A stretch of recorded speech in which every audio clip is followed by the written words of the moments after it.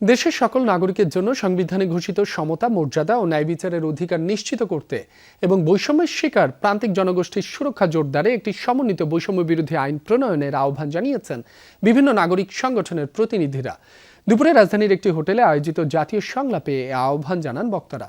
বলেন, দেশে দলিত, চা শ্রমিক, প্রতিবন্ধী ব্যক্তি এবং লিঙ্গ বৈচিত্র্যময় জনগোষ্ঠী সহ বিভিন্ন সম্প্রদায় এখনও নানাভাবে বৈষম্যের শিকার। সংবিধান ও বিভিন্ন নীতিমালায় সমতার অঙ্গীকার থাকা সত্ত্বেও বৈষম্য প্রতিরোধ ও প্রতিকারে এখনও কোনো সমন্বিত আইন নেই। ফলে নানাভাবে চরম বৈষম্যের শিকার হচ্ছে প্রান্তিক এসব জনগোষ্ঠী। তাই বৈষম্যের শিকার প্রান্তিক এসব জনগোষ্ঠীর সুরক্ষা নিশ্চিতে সরকারকে দ্রুত একটি শক্তিশালী, কার্যকর ও অন্তর্ভুক্তিমূলক বৈষম্য বিরোধী আইন প্রণয়নের আহ্বান জানান বক্তারা।